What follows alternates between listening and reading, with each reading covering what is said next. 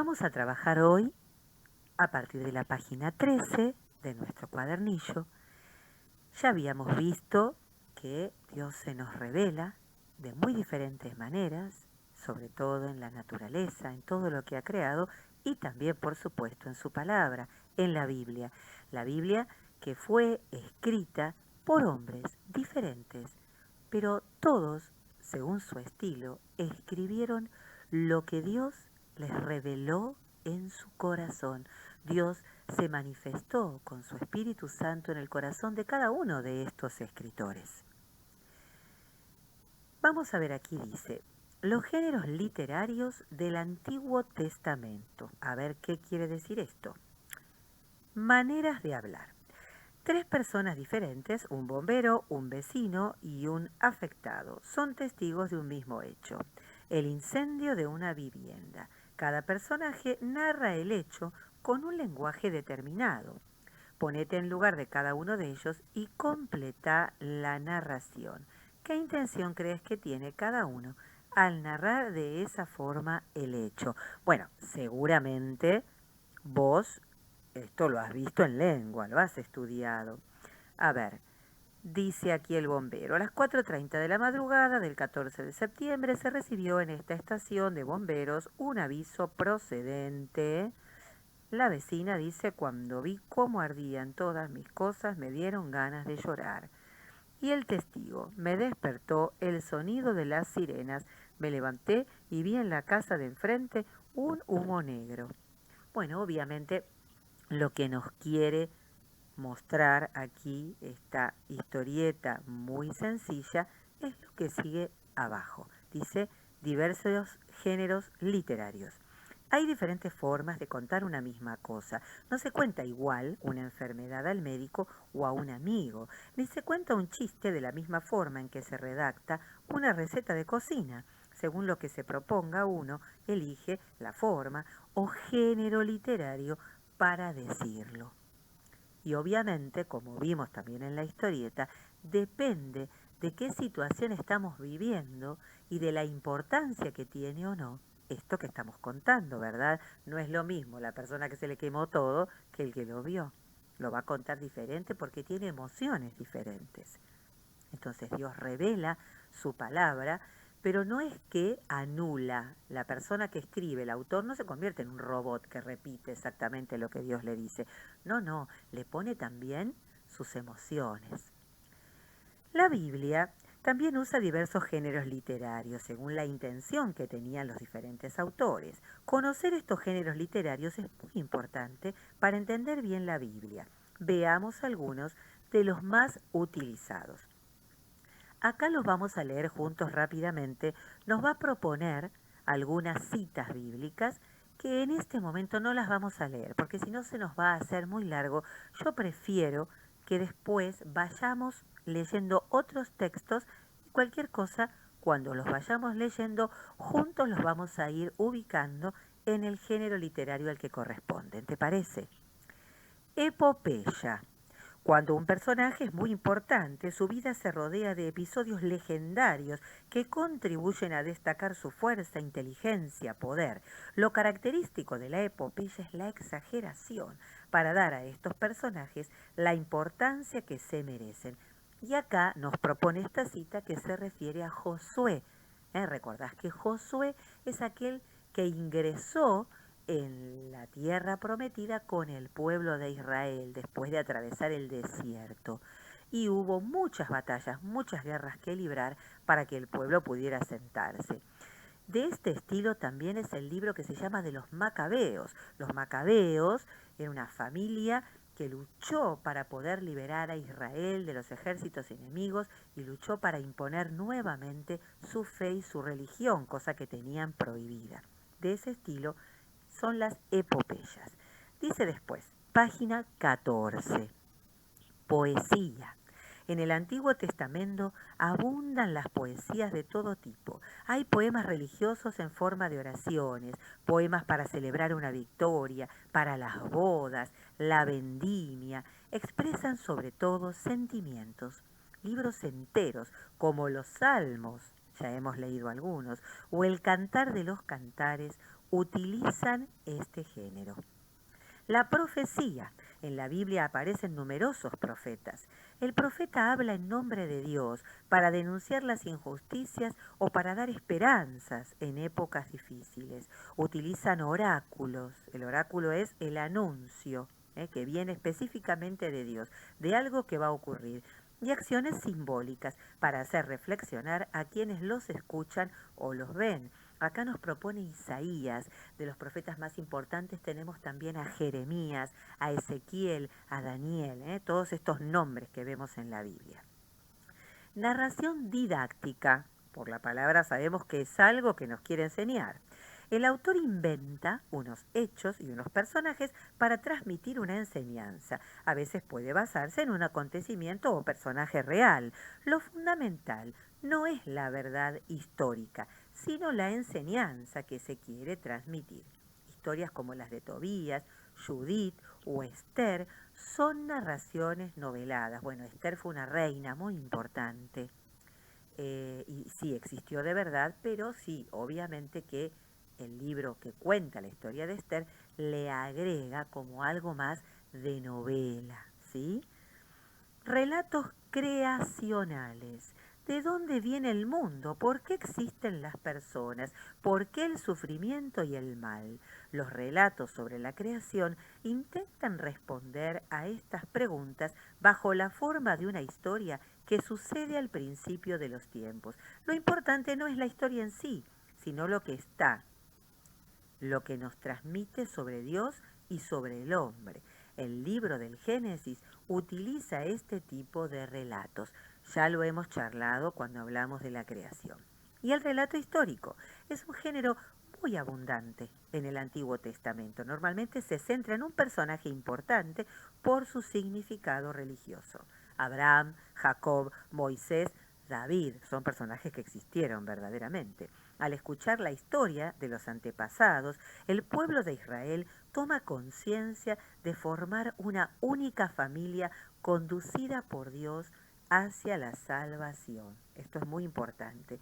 Aquí nos propone también el libro de Samuel. Samuel es el último de los jueces, el primero de los profetas y el que elige como futuro rey a David.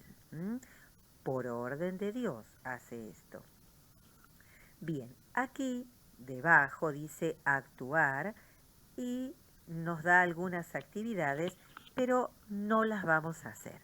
Vamos a continuar y vemos aquí entonces en la página 15 un cuadro que como que nos resume esto que hemos estado viendo. Dios camina con su pueblo. Esto es lo más importante que nos transmite la Biblia. Dios camina con su pueblo a lo largo de la historia. Tenemos desde los siglos 20 antes de Cristo, o sea, 20 siglos antes de Cristo, hasta el siglo I, porque ahí ya nace Jesús. Entonces, en ese momento, en ese periodo enorme de tiempo, tenemos acontecimientos históricos del pueblo de Israel. El pueblo reflexiona sobre todo esto que ha pasado. El pueblo de Israel reflexiona sobre su historia a la luz de su fe en Dios. Entonces, estas reflexiones el pueblo las va transmitiendo de generación en generación, de padres a hijos, de estos hijos a sus hijos. Es lo que llamamos la tradición oral. Primero lo hacen oralmente, lo van contando. Por eso dice aquí, de esta reflexión surgen tradiciones y relatos transmitidos oralmente. Y luego entonces, esta tradición oral se pone por escrito. Los relatos transmitidos oralmente se plasman en libros. Aquí comienza la Biblia.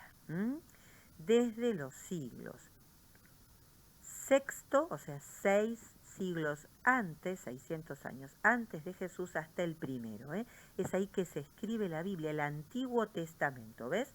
Pasamos a la columna de la derecha y vamos subiendo.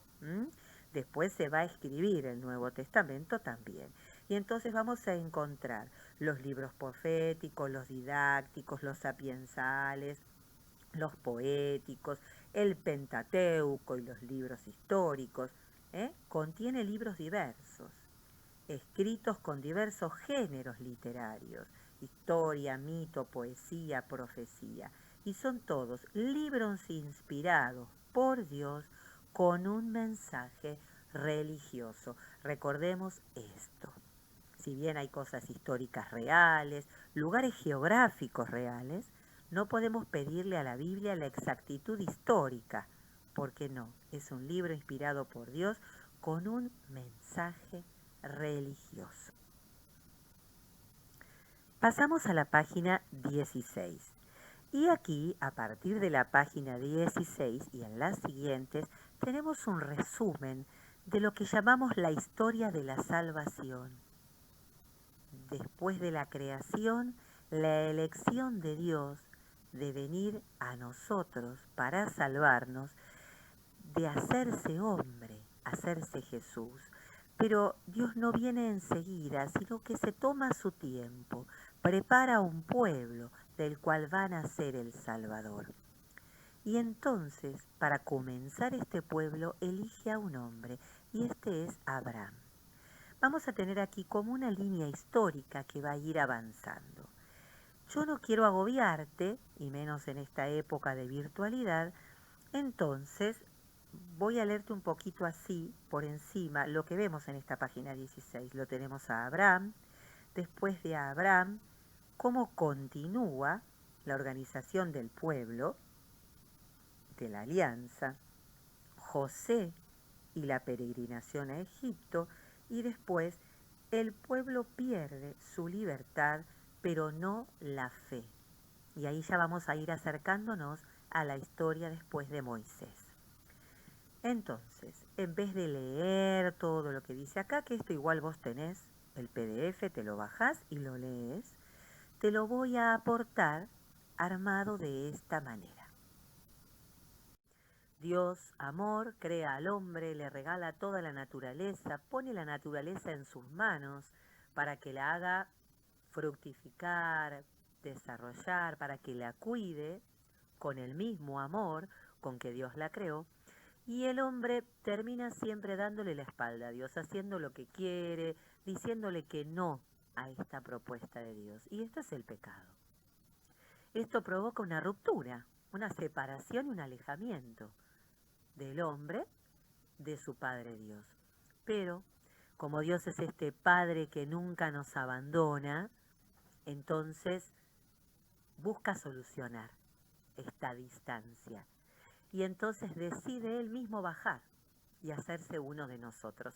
Pero Dios, las cosas importantes, les da mucho tiempo. Entonces no es que baje enseguida, digamos, sino que primero forma un pueblo. Y de ese pueblo nacerá el Salvador. Dios nos prepara. Se toma mucho tiempo para prepararnos para un encuentro con Él. Y es así que entonces comienza eligiendo un hombre, que es Abraham. Acá te lo muestro en estas imágenes que te cuento. Esta es una Biblia para niños viejísima, porque es de cuando yo era niña, 50 años, mira. Y yo la amo y escaneé los dibujos y te los comparto. Para que veas, más o menos, esta era la vestimenta de esa época, muchísimos años antes de Jesús, más o menos unos 4.000 o 5.000, no estoy muy segura. Sí, 5.000 seguro.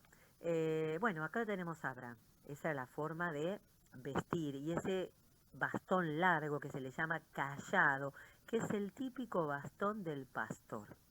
Porque lo que siempre vamos a ver en los personajes de la historia de la salvación y que todos en algún momento han sido pastores, cuidando su rebaño de ovejas. Recordemos que Jesús nos dice, yo soy el buen pastor. Sus elegidos han sido siempre gente con esta capacidad de cuidar ovejas, de cuidar a los demás. Vemos cómo vivían en esa época, que hacían como tiendas de campaña, con cueros de animales, algo parecido a las carpas de nuestros aborígenes, de nuestro país. Vivían en una zona desértica y se movían según las ovejas necesitaran pastos. Se quedaban un tiempo, cuando ya el suelo se había agotado, las ovejas habían comido todo, levantaban todo eso y se iban a otro lugar. Es lo que siempre llamamos los nómades, ¿sí? Y en el caso de Abraham, Dios le habla y le dice, deja tu país, esto lo cuenta el Génesis también, deja tu país, el lugar donde naciste, capítulo 12 del Génesis, y anda a la tierra que yo te voy a mostrar, porque esa es la tierra que yo te quiero regalar. Esta tierra, en ese momento, era la tierra de Canaán. Vivían muchas tribus y muchos pueblos diferentes. Pero Dios le habla directamente a Abraham y se presenta como el único Dios verdadero. De hecho, el pueblo de Israel es el único pueblo en su época que cree en la existencia de un solo Dios, lo que nosotros llamamos un pueblo monoteísta, porque todos los pueblos vecinos van a creer siempre en la existencia de muchos dioses. Entonces Dios se revela, le habla a Abraham y le dice que va a tener muchos hijos, que de él van a ser un pueblo tan grande como las estrellas del cielo, que no se pueden contar, o los granos de arena de la playa, que son imposibles de contar.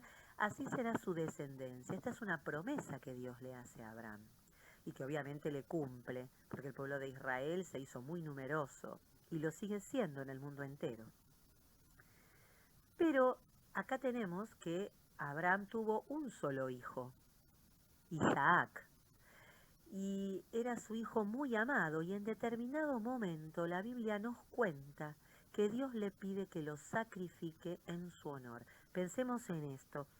En esa época todos los pueblos hacían sacrificios a sus dioses para pedirle cosas, para que no se enojaran con ellos, para tener buenas cosechas, para que lloviera lo suficiente, etc. Pero hacían sacrificios humanos. Muchos pueblos hacían sacrificios humanos. Por eso a Abraham no le resulta extraño, si bien muy doloroso, sacrificar a su único hijo. Sin embargo, lo hace, es decir, va al monte, lleva los troncos, ata a su hijo como se ata a un animal, y antes de sacrificarlo con el cuchillo, la mano de Dios en esta hermosa imagen, lo detiene y le dice, no le hagas daño, yo quería probar tu fe. Abraham es muy importante, es considerado el padre de la fe de las tres religiones más importantes, monoteístas, ¿no es cierto? La religión judía, la religión musulmana, la de los árabes, y la nuestra. Nosotros lo consideramos nuestro padre en la fe, porque fue un ejemplo de fe, porque nunca dudó de la palabra de Dios y siempre le dijo que sí a todo lo que Dios le pidió, cuando tuvo que dejar su país, todas las cosas que le fue pidiendo, inclusive ante el dolor enorme de sacrificar a este único hijo con todo lo que él había esperado el nacimiento de este hijo, porque tienen este hijo, él y su esposa Sara, cuando ya eran muy ancianos. Obviamente que, ¿por qué Dios pide este sacrificio? Porque de alguna manera anuncia lo que va a suceder con Jesús. Todo el Antiguo Testamento, en toda la historia de la salvación, podemos ver cómo Dios va anunciando, son pistas, como digo yo siempre, que nos van marcando lo que va a suceder con el Mesías, con el Salvador, con el mismo Dios que va a venir a salvarnos. Dios no va a detener el sacrificio de Jesús en la cruz. Jesús va a morir sacrificándose para la salvación de todos nosotros. Bueno, y antes de continuar con la historia que nos va proponiendo el cuadernillo, esta historia de salvación, tenemos que ir mirando un poquito algunos personajes antes de llegar a Moisés, que es el otro que tanto resuena, ¿no? Bueno, Isaac, el hijo de Abraham, tiene dos hijos, aquí los vemos, ¿no? Esaú y Jacob, que eran mellizos aunque muy distintos. El que está de pie, Jacob, va a recibir después de parte de Dios el cambio del nombre. Le va a poner de nombre Israel. Dios va a elegir a Jacob para que continúe este pueblo del cual va a nacer el Salvador. Entonces, Jacob pasa a llamarse Israel, por eso el pueblo se le llama pueblo de Israel y muchas veces se le dice israelitas en la Biblia. Jacob va a tener 12 hijos. Estos 12 hijos son las primeras 12 familias que forman el pueblo de Israel. Y al establecerse en esta tierra de Canaán, cada provincia va a recibir el nombre de uno de los hijos de Israel. Uno de ellos será Judá, y esta va a ser la provincia que va a quedar, donde va a estar Jerusalén, donde va a estar Belén, ahí nace Jesús, y por eso también les decimos judíos, por Judá. Bien, tenemos que Jacob o Israel tiene uno de sus hijos, de los 12, que es su preferido. Este va a ser José. Acá lo vemos regalándole una túnica de colores. Sus otros hermanos le tenían mucha envidia, cosa terrible, ¿no? Porque era como uno de los preferidos de su padre. Entonces lo venden como esclavo. Y José va a llegar entonces como esclavo a Egipto y después de varias cosas que les van pasando, como tenía el don de Dios de interpretar los sueños, llega el momento en que el faraón, el rey de Egipto, tiene sueños que no puede explicar y José llega a la corte del faraón y le explica estos sueños y le aconseja, diciéndole que va a haber años de sequía, le aconseja que guarde granos, que guarde para cuando pase hambre toda la región. Tal es así que entonces José llega a convertirse, nombrado por el mismo faraón, en el primer ministro, es decir, venía el faraón y debajo de la autoridad del faraón, José. Y llega el momento en que como hay hambre en toda la región, pero Egipto es el único que tiene alimentos, entonces los hermanos van a comprar alimentos y se reencuentran con José, al cual creían muerto. Bueno, la historia es muy hermosa. José es muy especial, en ningún momento recrimina a sus hermanos ni se venga de ellos. Vuelve a reencontrarse con su padre, aquí lo vemos, se abraza con su padre que lo creía muerto, con su padre Jacob, y entonces es así que le dice a su padre que venga a vivir a Egipto con toda su familia, con todos sus animales, con todo lo que tienen, y así entonces el pueblo de Israel se va a vivir a Egipto, porque es el único lugar donde hay comida. Y van pasando los años, obviamente José muere, pasan muchos años, pasan faraones. El pueblo de Israel, cumpliéndose así la promesa de Dios de hacer de este pueblo un pueblo muy numeroso, aumenta tanto en número que el faraón de ese momento empieza a preocuparse, porque piensa, si este pueblo se une a un pueblo enemigo, entre todos me hacen la guerra y me van a ganar.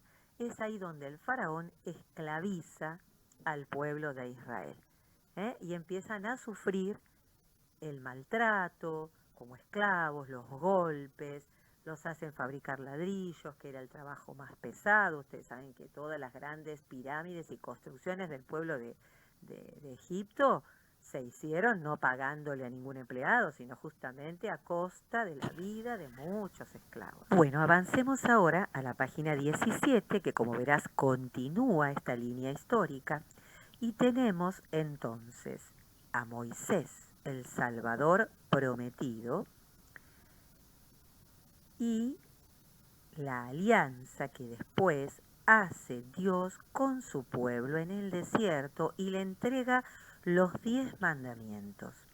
Aquí ya, después el pueblo va a llegar a la tierra prometida y va a venir después de un tiempo una época de gran esplendor para el pueblo de Israel. Te pongo acá unos dibujos recordando que el faraón no se contentó con esclavizar al pueblo de Israel, sino que también mandó matar a los varones recién nacidos.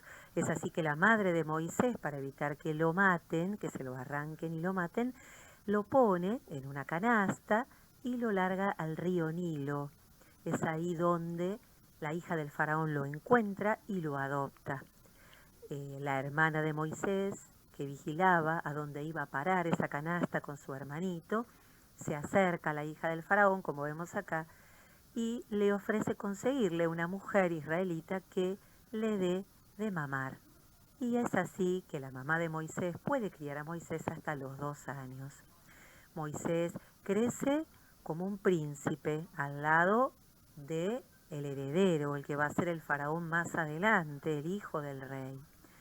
Se acostumbra a vivir en el palacio, pero se entera de que es israelita y es así que entonces, preocupado por esta situación, se siente culpable porque él vive en el palacio, pero su pueblo, su verdadero pueblo, sufre la esclavitud. Va a donde su pueblo está trabajando, maltratado, y al ver cómo un egipcio golpea a un israelita, entonces se enfurece y por defenderlo mata a este egipcio.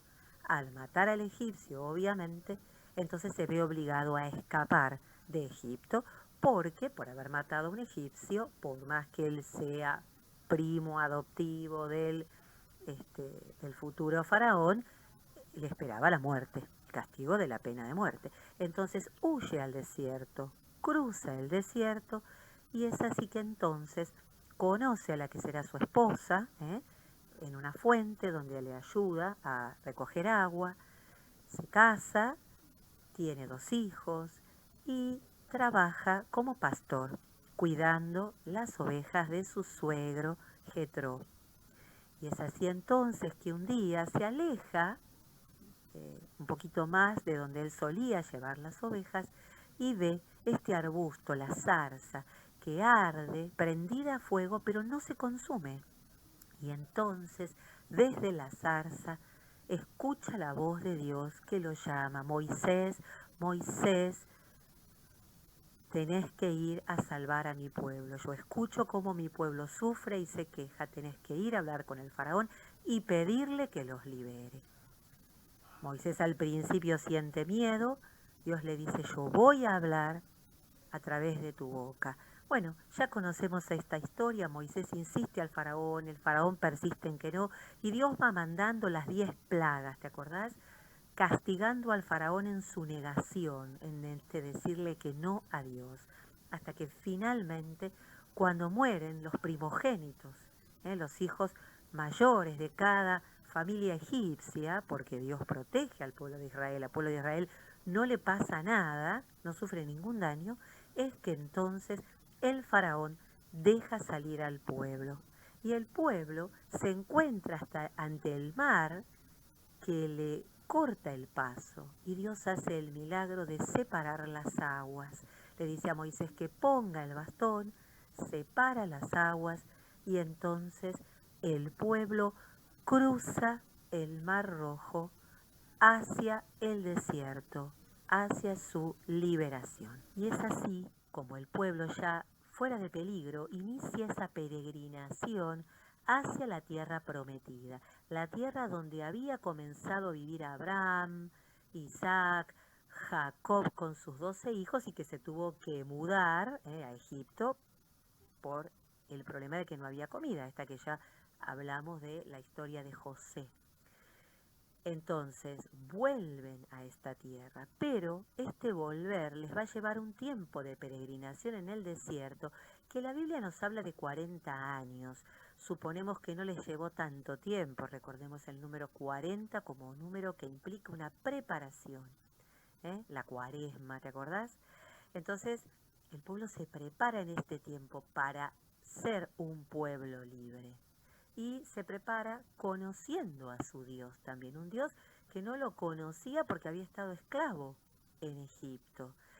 Durante todo este caminar en el desierto, Dios no abandona a su pueblo, sino que le da agua, le da comida. Todas las mañanas el pueblo recoge harina del suelo con lo cual amasar, y todas las semanas llueven codornices que caen ya muertas para que el pueblo pueda cocinarlas y comer algo de carne.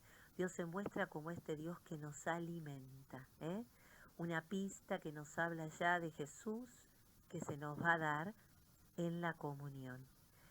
Y en este peregrinar el pueblo se acerca al monte Sinaí, que también recibe el nombre del monte Horeb, donde entonces Dios se le presenta es Moisés el que sube a la cima del monte y ahí es que Dios les dice esto: ustedes serán mi pueblo, yo seré su Dios, yo los voy a proteger, los voy a cuidar siempre, siempre voy a estar con ustedes. Y les da los 10 mandamientos que Moisés va a tallar en unas tablas de piedra. Y son estos 10 mandamientos que son como esta alianza, este contrato, ¿no? Este acuerdo. Si ustedes quieren ser mi pueblo, entonces hagan lo que yo les digo. Y no como una manera de obligar al pueblo, sino como un camino que Dios va marcando al pueblo. Si siguen por este camino, no se van a perder, van a ser felices y siempre me van a poder encontrar. Retomemos ahora de la página 17 la explicación que tenemos debajo de los 2 últimos dibujos. Dice: la conquista de la tierra prometida. Moisés vio la tierra prometida de Canaán, pero murió antes de entrar en ella. Su sucesor, Josué, con la ayuda de Dios, organizó al pueblo para conquistar esa tierra que en ese momento estaba ocupada por otros pueblos. Luego de vencerlos, los israelitas tomaron posesión del territorio que se dividió entre las tribus. En esta etapa, tras la muerte de Josué, surgieron los jueces, líderes carismáticos que gobernaron al pueblo de Israel. Y aquí quisiera yo hacer pararme acá en lo que es el libro de los jueces, porque bueno, los jueces fueron personas que fueron como guiando al pueblo, tanto gobernándolos en cuestiones de convivencia, con leyes de convivencia, como tenemos nosotros hoy en día, pero también guiándolos en cuanto a la voluntad de Dios y a permanecer fieles a Dios y no contagiarse de los pueblos vecinos que eran politeístas, que creían en muchos dioses. Y quisiera que le diéramos una rápida pasada a la historia de Sansón. Es una historia muy así de epopeya también, de la cual se han hecho hermosas películas, por ahí más antiguas. Inclusive creo que en Brasil hubo alguna telenovela sobre Sansón. De hecho, las fotos que yo te aporto acá, un poquito las encontré en internet. Vamos a ver, a detenernos un poco en esta historia, porque a veces son cosas que no estudiamos en catequesis y que son realmente muy lindas de conocer. Bueno, con respecto a lo que nos cuenta la Biblia sobre Sansón en el libro de los jueces, lo que nos dice es que fue consagrado a Dios ya desde su nacimiento. Sansón era lo que se llamaba un nazireo. Los nazireos, los padres, los consagraban especialmente a Dios ya desde recién nacidos. Y entonces la característica del nazireo era que jamás se cortaban el pelo de toda su vida. Imagínense lo largo que tendría el pelo. Aquí Sansón en las fotos más o menos lo vemos, ¿no? Lo que nos cuentan de Sansón es que Dios le dio el don de tener una extraordinaria fuerza. Nos hace acordar un poco a Hércules, ¿no? Este personaje de los dioses griegos, que tenemos una película de Disney donde se ve claramente el tema de la fuerza de Hércules. Bueno, Sansón comenzó a descubrir que tenía esta fuerza cuando una vez se encontró frente a frente con un león y lo mató con la fuerza de sus propias manos. En la época en que Sansón era uno de los jueces del pueblo de Israel, estaban en constante guerra con los filisteos. Los filisteos era un pueblo específicamente muy guerrero, tremendo. Tenía una gran habilidad para forjar armas, escudos, canilleras, espadas. Entonces, bueno, siempre estaba este problema. Y Sansón no solo, dice la Biblia, que luchaba contra los filisteos con su fuerza, sino también con su inteligencia. Y habla, por ejemplo, de que una vez se le ocurrió atar por las colas a unos chacales, habla de unos 100 chacales, acá lo vemos más o menos en este dibujo, le prendió fuego a las colas y los lanzó por los cultivos, quemando todo el grano y dejando a los filisteos obviamente sin comida. Entonces, como no había manera de vencerlo, a Sansón se le presentó una mujer, Dalila, de la cual Sansón obviamente se enamoró. Era una mujer filistea.